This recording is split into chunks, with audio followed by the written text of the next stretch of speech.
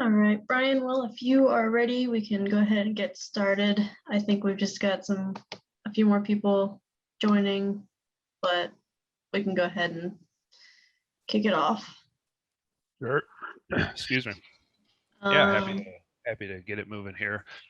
Hold on, give me a sec here.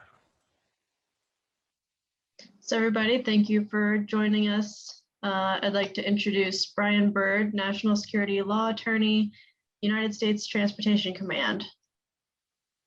And we're very happy to have you here. No, happy to come here and chat with folks.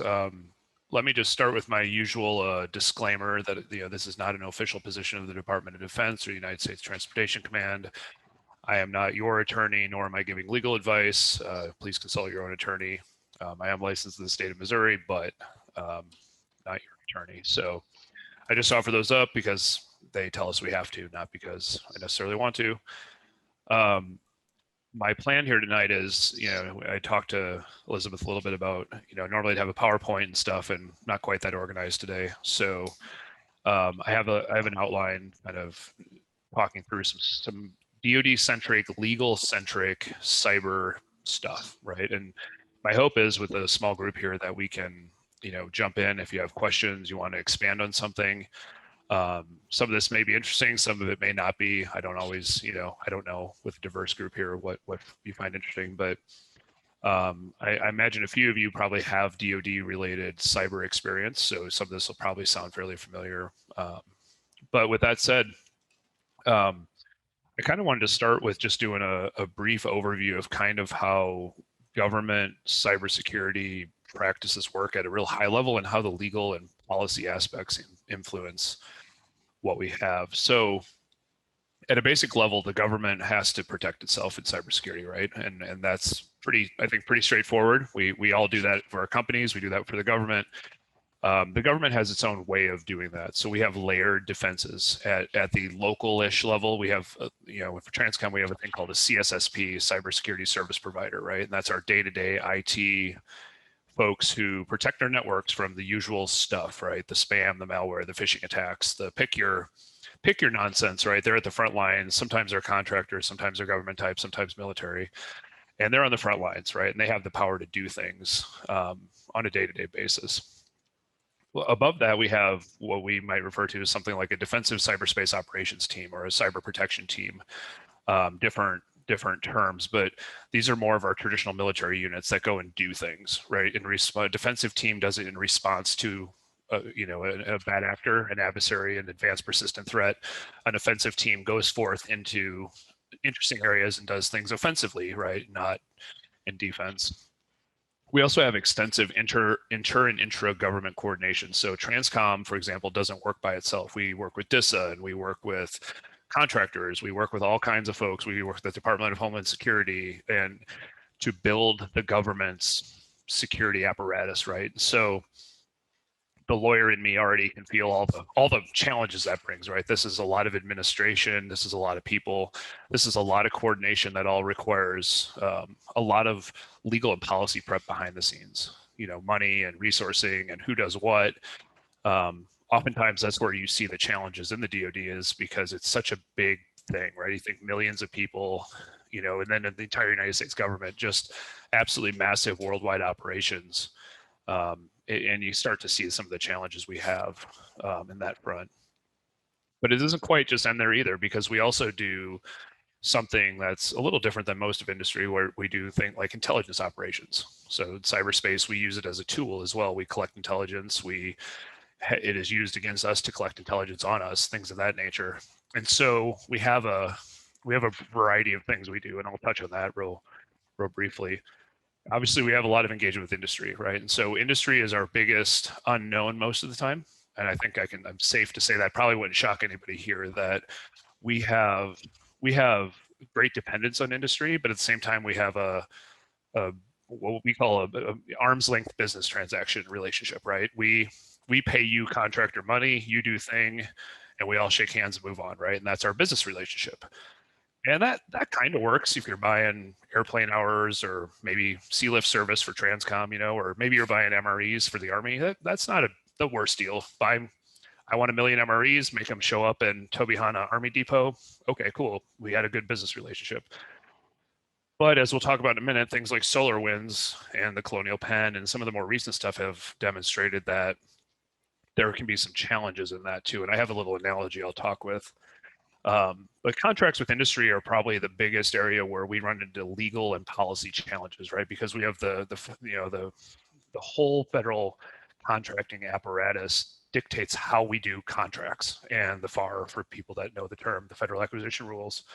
And it can really challenge you when you're trying to be nimble and trying to be quick, but you have to follow these very specific rules. And then you get protested. If anybody's familiar with JEDI and watching the Oracle, Amazon, Microsoft slugfest for billions of dollars, that's still at the Court of Federal Claims, theoretically, right? And so those legal and policy things can be real challenges, but they can be real opportunities. And so there's a lot of, as lawyers, we go into a lot of that, right? We deal with that at our level. I'm not personally on JEDI, that's above my pay grade, but I know how it's affected me. For an example, we at Transcom moved into the AWS cloud early on in 2018 before JEDI was awarded, and we had a lot of first in the DoD type legal things we had to figure out how to do cybersecurity in the cloud, and how do we shift our focus, how do we shift our contract perspective to allow us to do the kind of security we need without making Amazon boot us off, right? We don't want,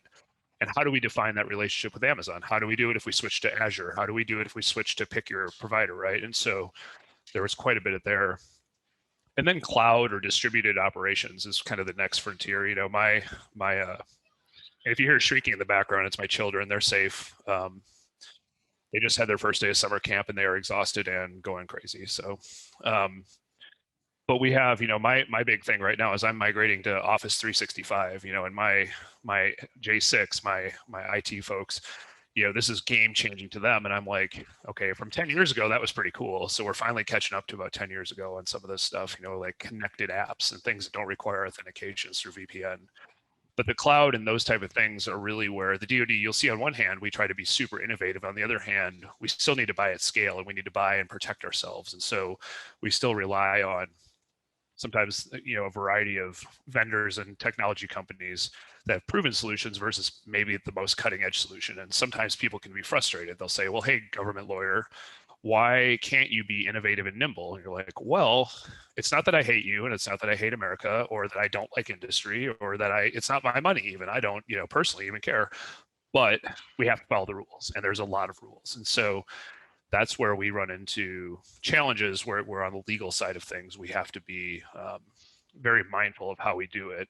And we really do, we all work hard to give our clients as much leeway and run room as we can, but sometimes federal law or policy just doesn't let us, and that can be challenging, particularly in the advanced, kind of the more cutting edge of things like cloud and distributed services.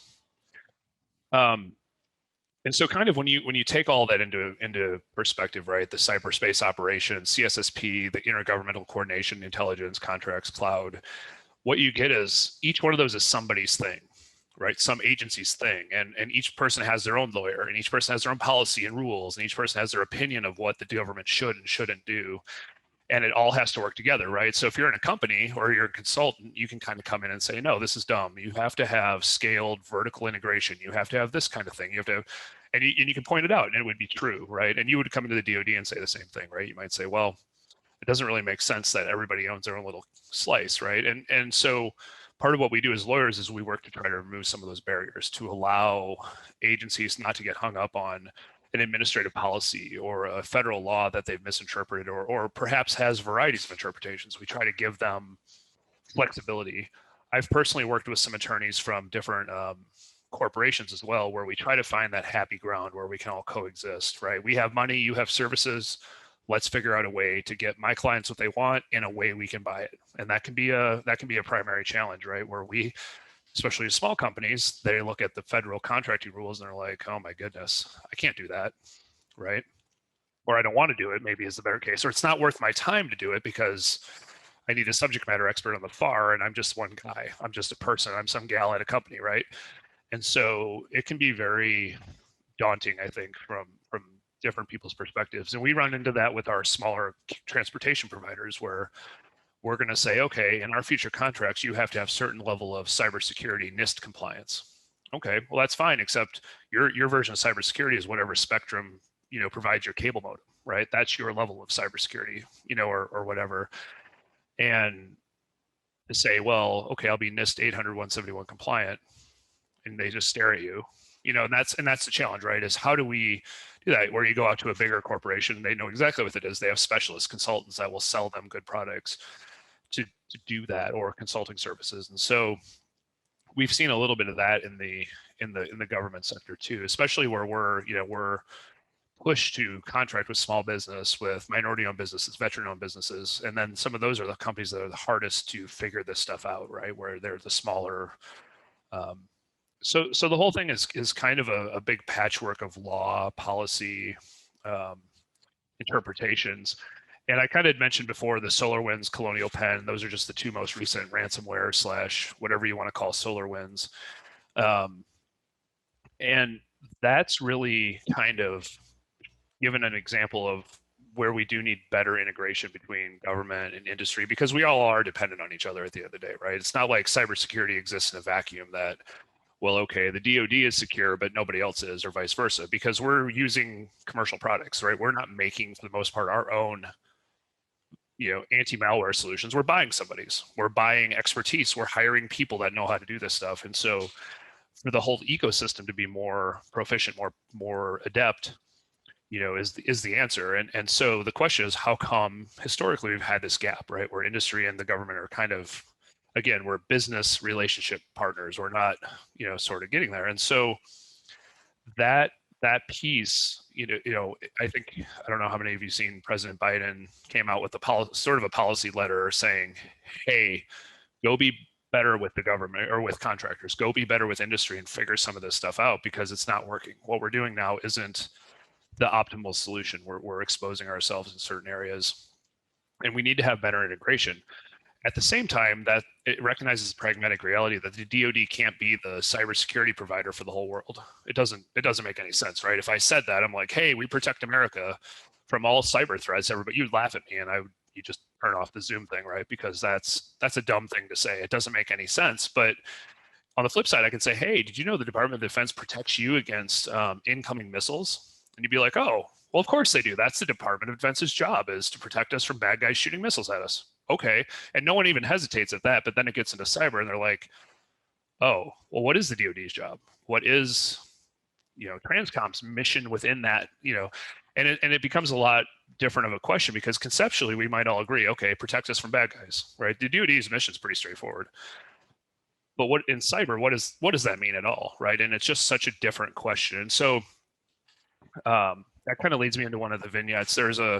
And I'm not doing justice to the story because I'm not a Navy guy, but they use analogies, right? Analogies are a thing lawyers like, because it helps us understand things and relate them to other people. But there's this analogy where we're in the Cuban Missile Crisis, right? You're down in Miami, and a Russian destroyer pulls 6 miles off of Miami and starts shelling the city of Miami, right? And you'd say, well, that's easy, right? We're going to go in, and the Navy or the Coast Guard is going to go blow up that Russian destroyer, right? And we don't think about that. It's just a thing. And instinctively, everybody in this chat room would be like, yeah, of course we would go and take out and neutralize that threat. They're so obvious. But the lawyer in me says, well, why? Why is it obvious? What gives us that right? What gives us that permission? And I ask that because anyone that's been in the military knows you don't act without authority. You don't act without permission. So you have to say, well, why? And you say, okay, well, under international law, I have a right to self-defense, an inherent right to self-defense. And so I get to go take out an adversary, and I don't even care who they are, whether it's one bad guy or two bad guys or the other bad guy. It doesn't matter. You're shooting at me. I get to defend myself. And as a country, and most civilized countries, we agree that that's the rule, right? Okay, and that's cool. And we know where it's coming from. It's on a place in an ocean. It's in 6 miles off our shore within the United States territorial waters. So I can look to admiralty law and say, you're in our territorial waters. We have the right to exclude you. You can't be there, and you can't do things that hurt us. Go away, right? Or if you don't go away, we're going to blow you up. Hey, too easy. That's been established law for 400 years, thanks to the Brits, right? And so you start to think, well, yeah, okay, that makes a lot of good sense, right? We have the right to self-defense. We have the right to exclude people from our borders. We have the right to protect ourselves really in any scenario. And you can extend that, whether it's a Navy ship. You don't even have to ask, well, what are they shelling us with? It doesn't matter. It could be kittens, and it doesn't matter. They're still shooting at us, right? And we have that right to do something about it. And so you can take that to any traditional military realm and say, well, of course that makes sense. Airplanes or boats, torpedoes, missiles, it doesn't really matter. Intercontinental ballistic missiles. And then you go to cyber and the whole thing falls apart, just absolutely fundamentally falls apart, right? And it's interesting how often that piece is missed. And then what's funny to me sometimes is that the people that fix it aren't the technology people necessarily, right? These aren't the folks in the tech world. They come to the lawyers. They're like, lawyers, I don't know what to do. Can I do this? That's the question I get asked every once in a while. And if I worked at Cybercom or somewhere else, probably a lot more often and harder questions. Can I do this? And sometimes the answer is, I have no idea, or we have no idea collectively. And guess what? Because there is no established rules. And so to take it to that analogy where that we know where the missile, we know where the shell is coming from, for that spot in the ocean, where's my cyber attack coming from? Well, that's cool. It looks like it's coming from an AWS endpoint in Virginia. Oh, cool. So it's a domestic terrorist incident. No. We actually some Estonian hackers who might be living in Iran, but are actually proxying out of China, but it's actually the North Koreans. And it's going to take us 3.5 weeks, and we're only going to have 60% certainty of who's actually doing it, right? Until we get our intelligence networks going, right? Who do I attack? Well, I don't know. You want to roll the dice and see which one we make mad first, or do we just attack them all and see what happens, right? So you come to the lawyer. I don't have a legal answer for it. Maybe all of them. Maybe we have that right, but we're not going to attack AWS, I don't think, and I don't think we're going to attack our allies in NATO, and I don't, I don't think we're going to start a third world war with Iran. The list goes on, right? And so you have the same thing. Well, what can I do about it? I can tell that destroyer, that Russian destroyer in our territorial waters to leave. What is U.S. territory in cyberspace? It's not a thing that is easy to define, right? Like in the military, we have our AO, we have our area of operations, right? Where we can define our cyber terrain and different things to some extent within our networks, but we can't readily or easily define it for the whole world, right? Because frankly, nobody really can, right? It's actually incredibly hard to visualize even the internet, whatever that even means, frankly, right? Because I had to ask a NSA guy what the dark web meant. And he gave me this like 3-minute answer. And I'm like, that doesn't make any sense, actually. He's like, well, it's actually a lot more complicated than you think it is. It's not like the dark web. It's just a thing where you type it in. And most of the people on here probably know that. So I'm like, well, I don't know. Can we do anything on the dark web? Like, where does the dark web exist? He's like, I don't know, everywhere or nowhere. It depends. It's all just kind of ad hoc concepts, right? Because there could be private networks. They could be riding on open networks. They could be within cloud services. You just don't know, right? And it's all hard to define. So a lawyer in me says, well, I need to know where my target is. Where are they at? Who are they? Because that's how all of our rules are written when we do things, right? So unless you're literally on my network and Transcom, where I have fairly certainty you shouldn't be there, I can do something, right? As a lawyer, I can say, yeah, we can exclude that person. Pretty clear, because they've literally come into our house, right? Beyond that, you run into these questions. Well, like, I don't know who. And so how do you develop a legal framework that incorporates all that ambiguity and with any certainty? And the answer is, and let me rephrase that, with any certainty when the DoD isn't synchronized with industry, which isn't synchronized with the rest of the world. We all disagree. We couldn't come up with a universal law of cyber war. We've tried. The Talon manuals were a thing, and they're interesting to read, but nobody fully agrees on all of this stuff, right? It's not as simple as inherent right to self-defense. But it comes back to our thing at the end of the day, right? The DoD is charged with protecting the United States, and cyber and space aren't magically excluded from that mission, right? We don't get to just say, well, this is too hard. Good luck, industry. Good luck, America. We're going to peace out. We'll still do the traditional domains, but we're not going to do cyber. We're not going to do space either. That one's kind of hard too. So we're going to kind of punt on that because the space law is weird. Of course not, right? We have to do something, and so we do things, right? But are they effective? Do they work? And so in the DoD, we talk about how much risk we can put on our adversaries, whoever they are, right? And as it turns out, and as I'm guessing everybody here knows, your adversary's risk depends who they are. Just like in standard deterrence or anything else, we don't know who they are. How do we decide what's going to make them not do it? Right? Is it threat of criminal sanctions going to work? Is it a threat of our tanks showing up on your shores? Is it us telling your mom what you just did. Will that be sufficient, right? And I only joke a little bit about that, but it's actually happened a few times where they've done some social media shaming and people stop because they're actually 15 years old in their parents' basement, literally. And it's kind of fun because you see the whole spectrum of the quintessential child hacker that's caused massive damage in some country because they find this one little thing that's exploitive. And then you see criminal gangs and you see nation states and everything in between. And as a lawyer, I want to know what they are because we're not going to go after some guy in, his parents' basement. Probably. I mean, like calling the drone strike on some kid in Paris isn't going to happen, right? But what if it's actually a nation state actor running out of a military compound in a third world country?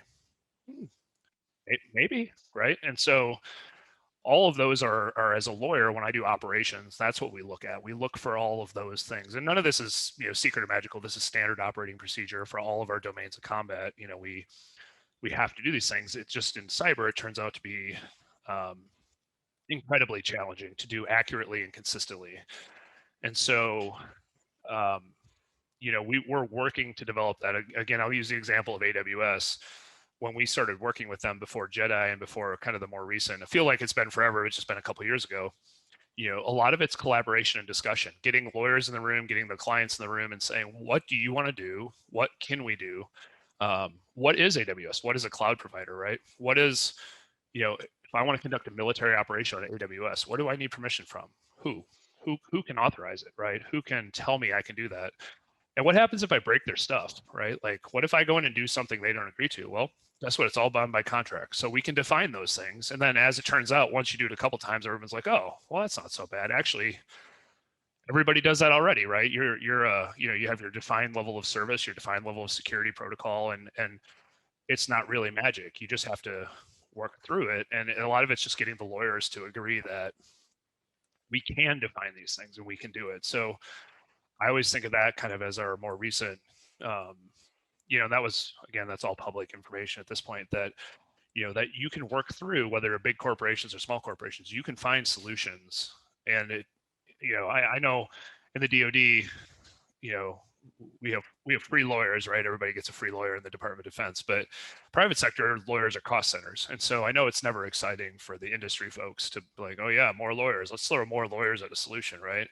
And then you hear another lawyer saying, yeah, the answer is more lawyers, but there is at least some value sometimes in these sort of things. And so just kind of wrapping up that thread, that can be a major hurdle in a lot of what we do, because it is defining words, defining terms, defining contracts, and understanding what everybody wants to do. Even when we heard President Biden talk about closer integration with industry, I'm sitting here, okay, like give me the details. What does that mean? What does it mean I can do now? What can my clients do differently than they couldn't do yesterday? What can I do tomorrow? And it takes time for the industry, it takes time for the government to process that kind of direction and do something about it. So it's always interesting to me to see that. I think personally, again, since I'm only talking in my personal capacity, I tend to view cybersecurity as one big ecosystem, right? The government, like I said before, isn't by itself. The industry's not by itself. We're all collectively working together, whether we know it or not, and whether we act like it or not. And so it can be nice to see that maybe the restraints will come off a little bit on how we can work together innovatively towards new things, especially stuff like SolarWinds and things like that really kind of scared everybody, right? Where everyone, publicly came out and was like, holy crap, what in the world just happened? Like, I was in a meeting, and you guys, you have all been to these type of meetings, right? You're sitting there with a very senior leader, and you're listening to some cybersecurity senior leader tell you how safe their network is and how sure they are they got everything. And then SolarWinds happens. They're like, well, we didn't get everything. So there's that one thing we didn't get. You're like, oh, just the one thing though, right? Just that one thing, not anything, and so, that's the stuff that keeps people up at night too, at the end of the day. And those answers are going to come from industry, right? SolarWinds wasn't explicitly something the government's like, aha, we found the bad guy, right? We found this thing. You actually see it come out of cybersecurity researchers through folks that are just doing good white hat or gray hat hacking even. And then it's, literally someone on a message board like, hey, did you notice? And then it gets picked up and they're like, holy cow, look at that. And how many 0 days we've avoided where, how many SolarWinds could have happened before they did happen, right? Or didn't happen because someone picked up on it early enough. The the Intel stuff was kind of scary, Spectre and some of that stuff. That hard-coded stuff where you're like, oh, I'm glad 45 million processors have hard-coded security vulnerabilities in them. That's fantastic. What do you what do you do with that, right? When you're and then you're the attorney who has to review those contracts. Like, well, we can't really sue Intel over it. We can't really do this. We can't, what's our remedy? Well, we have this horrible software patch that saps our systems, and eventually we work through it. And life moves on, but that's the kind of stuff where coordination with industry. You think about it, like the DoD has to coordinate with industry, and the hope is, I think, going forward, that we can, do more of that in a more deliberate way, with it being less of a business relationship. And again, not to say nobody's, we all want to get paid, right? That's at the end of the day, that's what makes the world go round. But not to have it be as such a arm's length relationship that we're not innovating with each other. So I've hit my half hour mark, and I could probably talk about it for another hour or two and random topics, but I'll pause here for Elizabeth or anybody else. If you have anything that seemed interesting or you want to talk more about or have questions, I'm happy to chat for however long people want to chat about.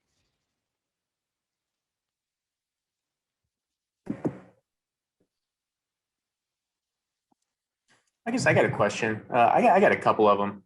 Sure. One is a little bit more, like, I guess, technical, and one is kind of a little bit more more free thinking in a way. I guess the first one is like, we're seeing all these increasing attacks on supply chain, like the oil pipeline, and now like these the meat processor. Like, do you see any sort of like model like CMMC getting pushed to these critical infrastructure things? I know energy has it, but stuff like that in the future. Like, I know that they're like Biden's kind of focusing on supply chain right now. Do you see any sort of leakage right now with that tighter integration that he's trying to?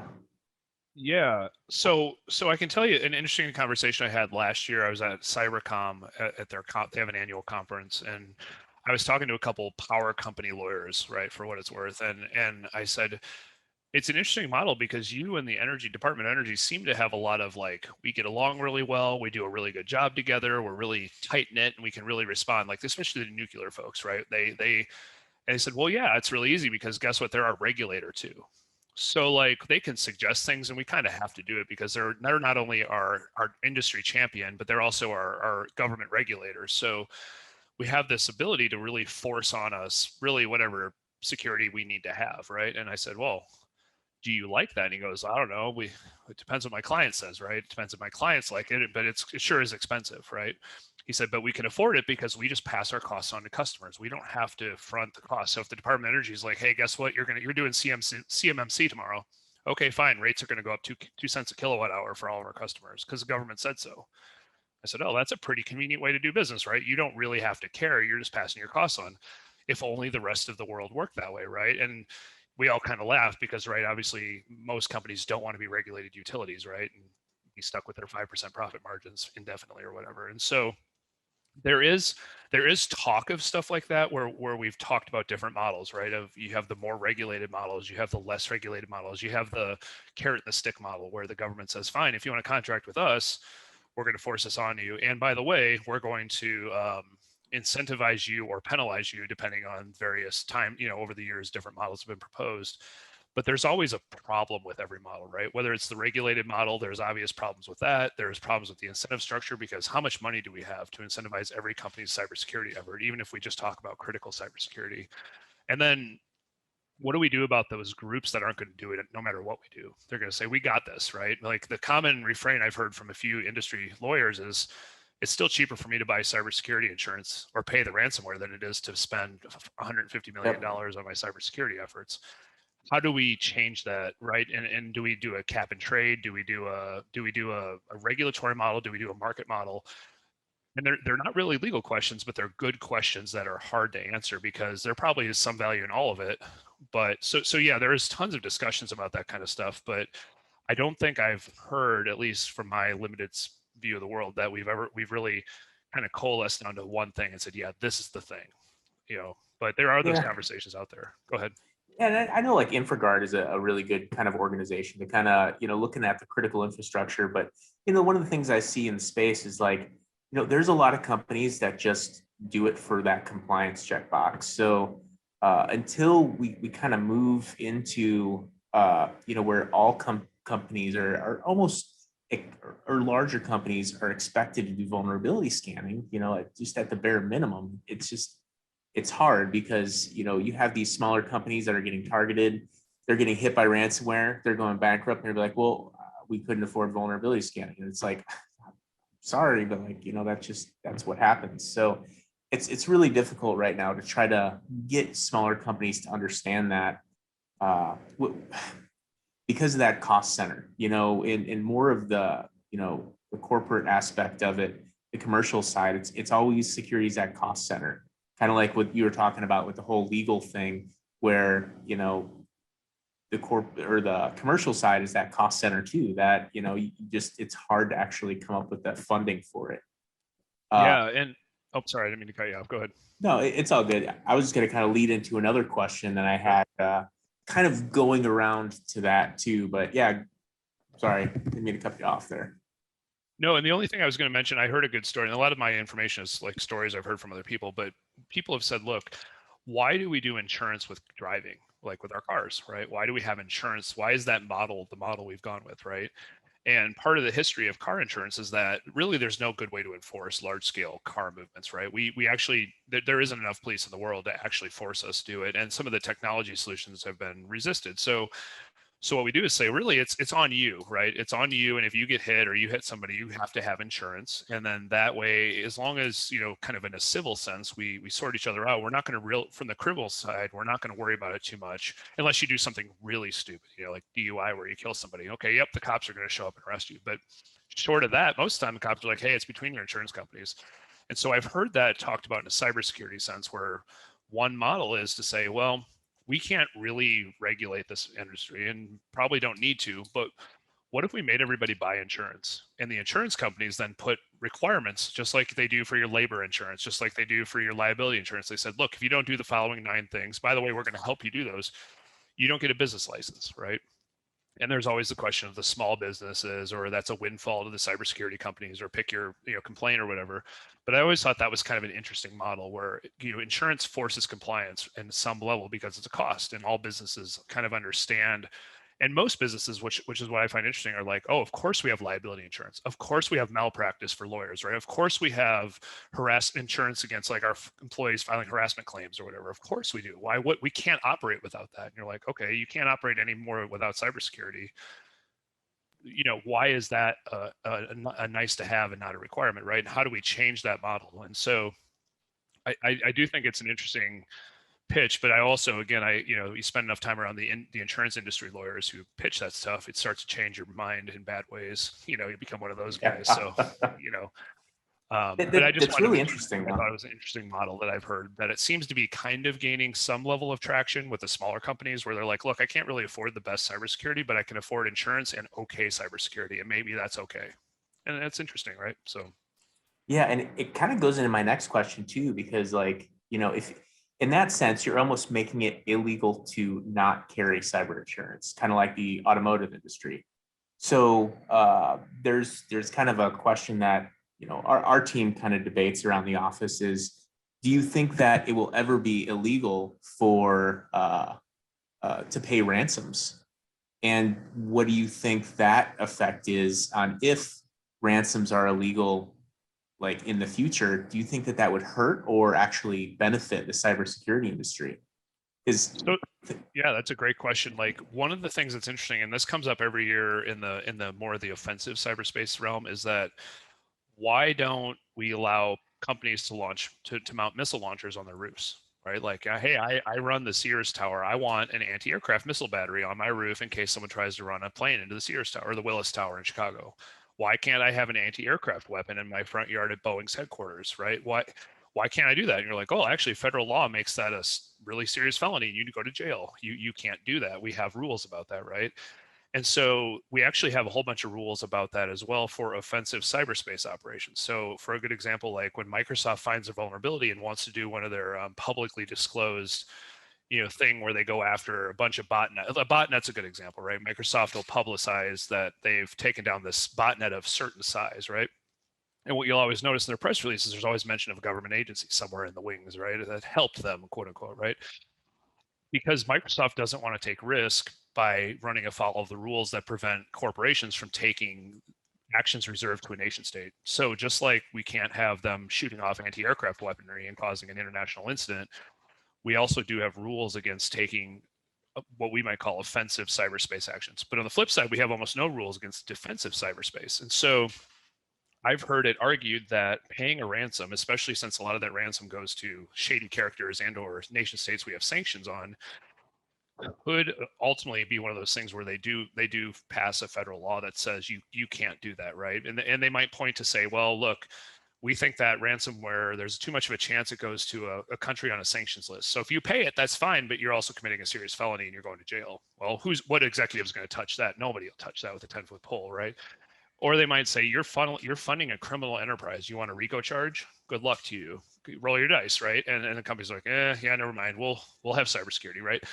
And so there's been arguments that, well, should we do that? And then people say, well, actually paying ransoms isn't the worst thing in the world. It's a good lesson for these companies, right? They get bad exposure, they get bad press, they're out $5 or $10 million, and maybe their networks are down. Like the Colonial Penn, one of their press releases made it. They paid what $4 or $10 million or whatever.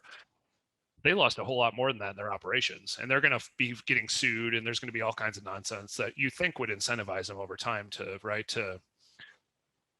change their cybersecurity posture, and maybe it will, right? Maybe they'll end up having outstanding cybersecurity going forward, but I don't know. And so it's an interesting question.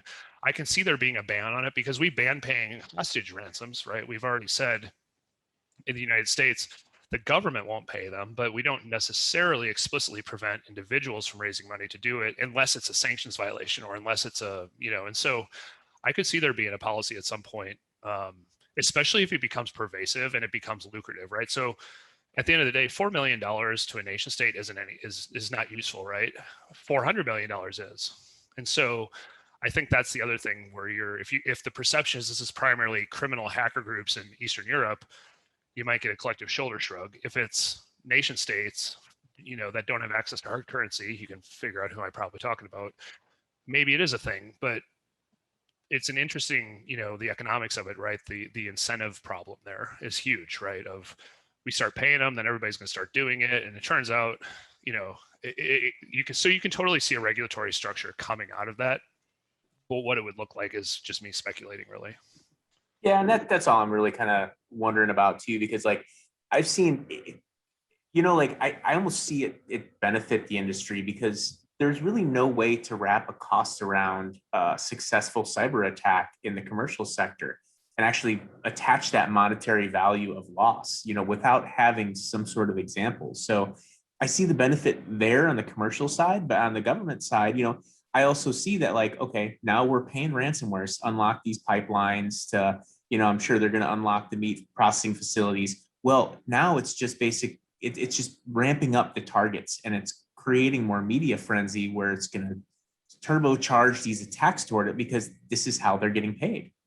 And because it is a good business model. Like the people on the other side of these ransomware attacks are actually good business people. Yeah, it's a fascinating story. The whole thing with the Colonial Penn too, and what happened after they paid it, and all that stuff is really interesting because it's a good lesson in organized crime and in psychology, and that's only the stuff that's in the public domain, and so it's a really fascinating look at, if you put up a big target, and you're like, hey, here's limited, hundreds of millions of dollars, you're going to have people come out of the woodwork and do that. It's just a matter of it's human nature, right? Like anytime that opportunity exists. Hold on one second. My kids all decided to invade. Hey, buddy, can you guys head out? I know, that's awesome. But can you guys go on out there for me? I'll come out and see you in a little bit. Oh, it's okay. They got treats from the neighbors, it looks like. All very exciting. Got icy push pops or something.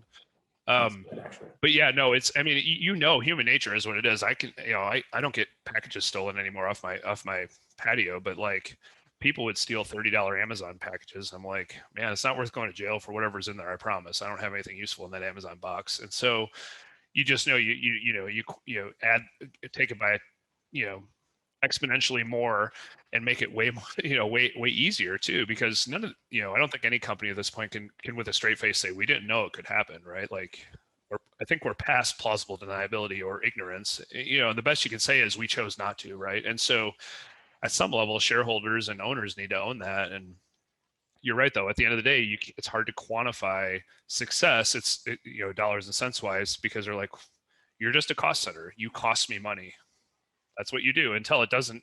And you don't get to be like, well, I get my bonus because I prevented 600 ransomwares this year. Good job, team. You can kind of quantify that, but not really. Whereas when it happens, oh, guess who the first people's jobs to go are? Oh, those cybersecurity guys. Yeah, they didn't do their job. They let the ransomware come through. And you're like, okay, is that fair? I don't know. Maybe. Because sometimes it is, but sometimes it's definitely not. And so it's a hard thing for sure. It really is. Yeah, I appreciate it. Yeah, I just kind of wanted to pick your brain on those couple of items. I had a question about a couple things there. Number Sure. one, cybersecurity insurance that you buy. I guess companies buy that out there. Thoughts on that? And then overall, organizations that would most likely be attacked. Number one, you probably have a bad reputation. Number two, if you're maybe government, maybe healthcare, who knows? Your thoughts on that? So on the insurance side, you can see out there, right, like explicit companies offering cybersecurity insurance, which includes like response operations and the whole 9 yards, where you basically are like, look, if I get hit, I call this 800 number, the SWAT team comes out, takes over my networks, and like magically fixes it for an extraordinarily high cost, right? And so versus models that just pay you for reimbursable costs, right? And so what we've seen in the transportation sector is businesses tend to go to their traditional insurers, their big international insurance clubs, and buy essentially risk shifting liability, right? So they're basically saying, well, we're going to do a moderate level of cybersecurity, not the best because that's expensive, and not the worst because you won't insure us if we do that, but we're going to do like the medium level. And then if something happens, at the end of the day, we don't really care if we lose $50 million and we get paid by our insurer $50 million. We don't care. So we're good with that level of whatever engagement, because if you're a multinational corporation, that might be appealing. You buy insurance for that kind of risk every day of the week, right? No big deal. Except, as we were talking about with Grant, knowing the scale of risk you have is the unknown, right? So these companies think, well, I'm just going to do that $50 million example until it brings their entire enterprise down for a week and a half, right? And then all of a sudden it's like, wow, that cost us nearly $500 million. Yep, and we don't have insurance for that. We're just going to eat it. And now our customers hate us and we've delayed things and et cetera, right? But then after the fact, they're like, well, okay, we'll buy $500 million of cyber insurance. And then the insurers are like, well, we're not selling you cyber insurance now. Look what you just did. You can't be trusted. And so it's an interesting cycle, right, of risk shifting, risk analysis, but it's a model that at least arguably at some level gives incentives in the right direction, right? It gives some incentive for the company. It gives some incentive for the insurance companies to risk rate companies. And it should, in theory, just like you don't want your house to burn down, but it's good to know you have homeowners insurance, right? It should align those incentives. Like I don't actively attempt to like prevent my house from burning down every day, but I do replace the batteries in my smoke detector and I make sure my fireplace doesn't get filled with crap so that it lights on fire, right? But like cybersecurity isn't all that much different, right? Because it's not magic. You're like, well, but you do some basic things or hire people that know how to do those basic things. And if you just do, what's the statistic, right? Like almost the substantial majority of cyber attacks are still basic phishing attacks. They're still basic social engineering. They're still basic malware from 10 years ago that people didn't patch because they're too lazy to do Microsoft updates on Tuesdays, right? Or whatever the story is. And so that's where I think that insurance model can help that 90%, right? Because the insurance thing at the end of the day, and from the government perspective, it's probably not going to help you against a nation state attacker, right? Like there's a certain level of where, and certain adversaries come after you, there isn't much you're going to do about it, frankly, right? And you know that, and we know that. But those are also extremely rare because they're not doing it just for the heck of it or because of the money. They're doing it because they're making a political statement and they're making a point of something, right? And so those should be fairly infrequent and fairly big, right? That's or disruptive, right? But these day-to-day ransomware are totally different motivation. These are generally criminal organizations, generally groups trying to actually make money because, $4 million in Eastern Europe goes a long ways, right? And so that cybersecurity model should at least incentivize that first 90%, let's call it, of good cyber hygiene, good basic technology practices, without necessarily having to deal with that 10% tail risk that you can't really ever, as far as I know, you can't really do much about. So the best you can do is either buy insurance or cross your fingers, right? And so what was your second question though? I'm sorry, I got going on my tangent there, and then Yeah, sure. Any particular organizations that are more likely to be attacked, energy or utilities, you kind of think about those things potentially on there. They probably have better protected healthcare. Companies with bad things. If you're a coal company, that might be construed as bad to some people, or Monsanto, some people think it's bad. Thoughts yeah, about companies that so might be.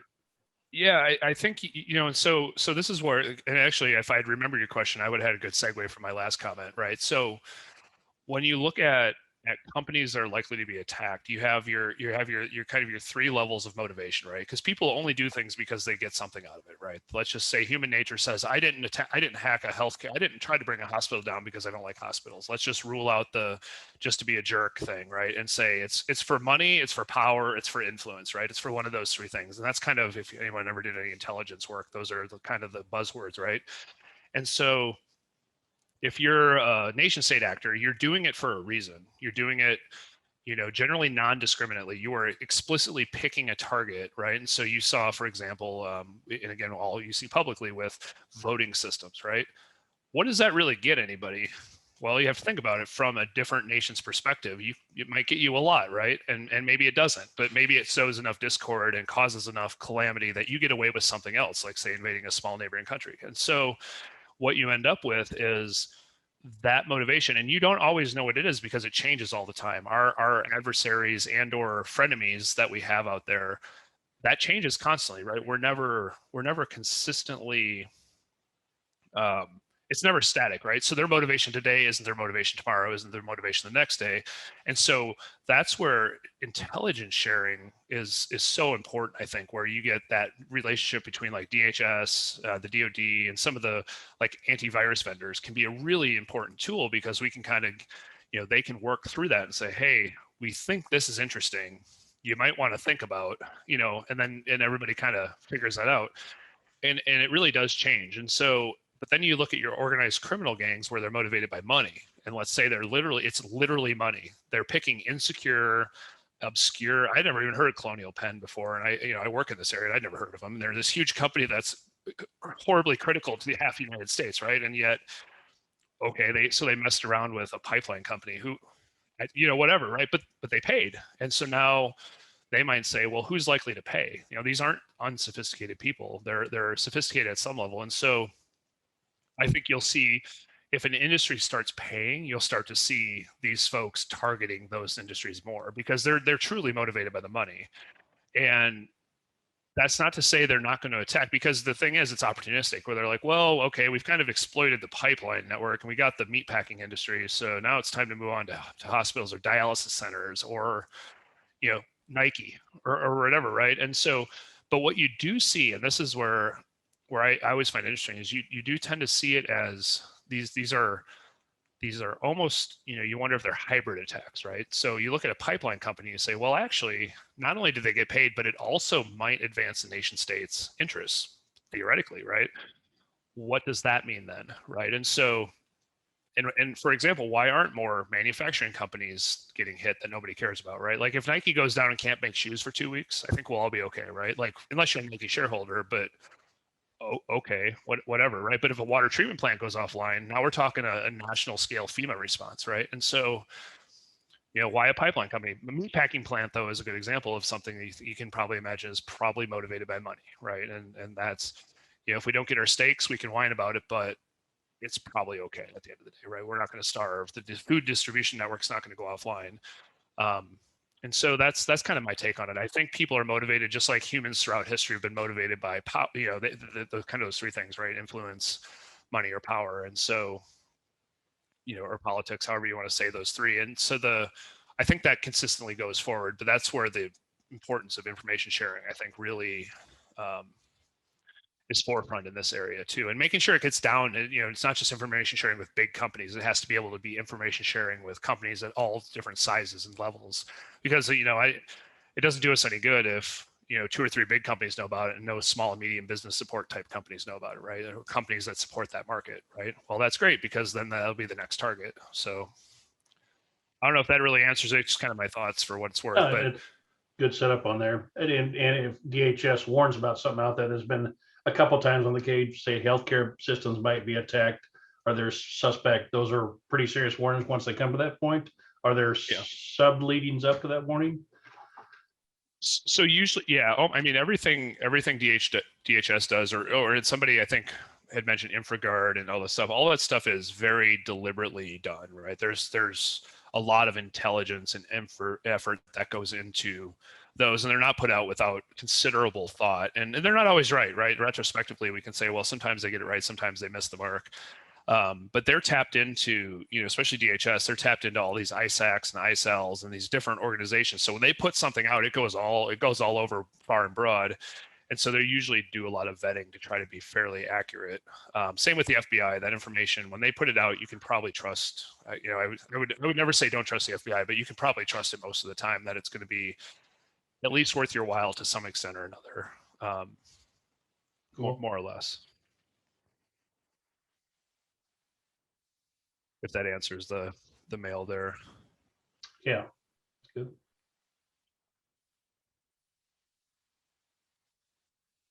If you had $1 to spend on cybersecurity, would you do it on protection of the perimeter? Would you do it on something like look at your SAN arrays, your disk arrays? Where's that attack most likely going to happen if you didn't prevent it from the emails coming in? Obviously, phishing is a good thing to protect against.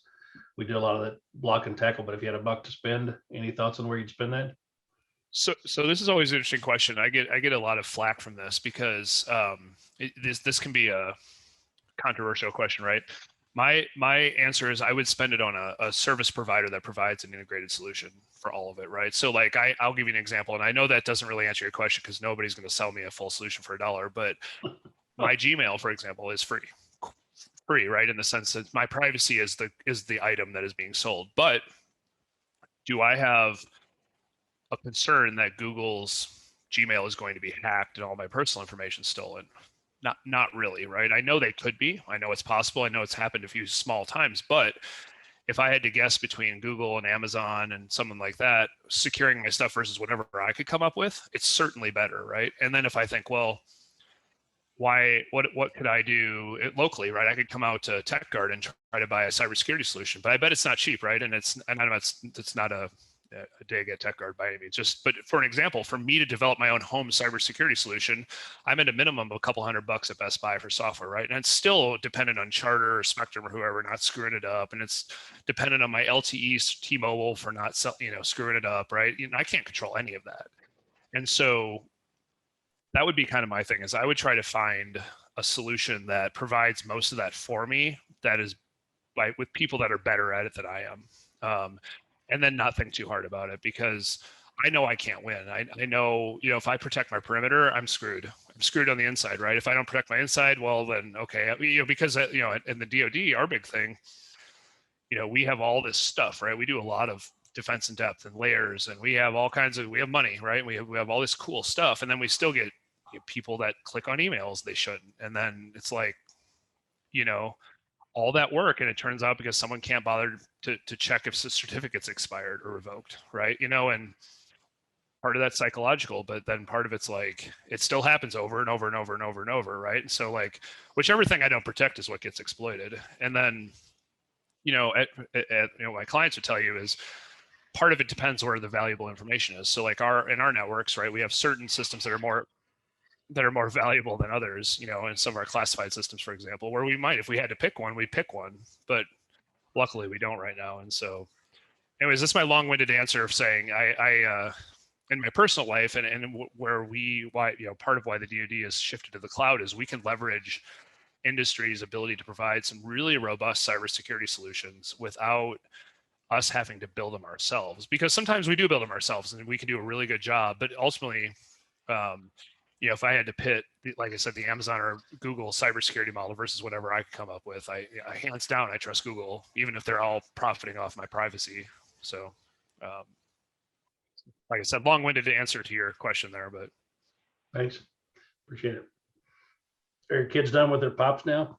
You better get to They're them. going 100 miles an hour out there, and my poor wife is like trying to corral him upstairs for bedtime, and it's just I don't know why she gave him a icy at 7:30 at night.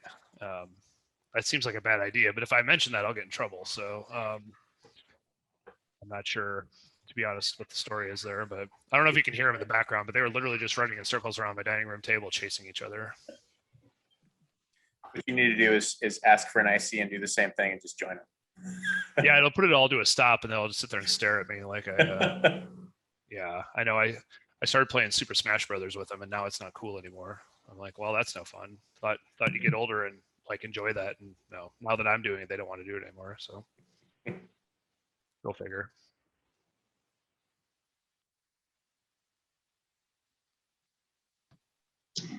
Well, does anyone have any last minute questions before we wrap things up? Thanks for the conversation. Appreciate it.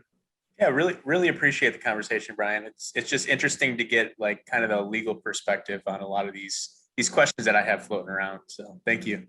Yeah, and it's kind of fun to talk to them because like I said, the fun is lawyers being like, hey, lawyers are the answer to all the problems in the world, right? And it's tongue in cheek because it's clearly not, but at some level, a lot of our problems aren't our ability to do things; it's our ability to figure out how to construct a legal framework that allows us to do things in the right way, and that is often overlooked it's overlooked in some ways in the government, and it's because we're and in corporations it can be the same thing when you get that cost center mentality. And so it's always good to be able to talk to groups and say, hey, there are real people on the other side of this, and there are people that want to do good work and figure out answers, but there are restraints and constraints, and the hodgepodge of federal, state, local law, policy, rules, regulations can be challenging at times. So I think it's going to be interesting. I think in 20 years, we're going to look back and laugh at how bad some of our, legal frameworks were, just like we did in the 60s to the 40s and vice versa. We're going to look back and think, well, that obviously was the wrong answer. But, in the moment, what do you do, right? So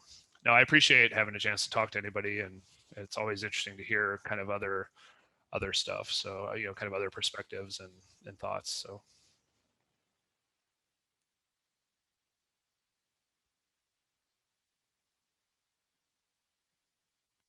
All right, Elizabeth, I guess I'll turn it back over to you then. And with that, I don't know how you guys normally cadence the meetups, but I'm going to try to, I don't know if you all are going to start doing meetups in person, but now that I'm a little more familiar, hopefully you guys, if you go back to in person at some point, that'd be a fun thing to do. Definitely want to. And if we end up having to change our venue just to get a place without the harsh COVID restrictions, we may have to do that. But yeah, I'd really like to get back to in person. So I'll keep you posted. And thank you again so much for the great information, great discussion. It was really nice and informative. So great job. Okay. Yeah, thanks. Thanks for having me. I appreciate it. And thanks everyone for joining us. Hopefully we'll see you at the next one.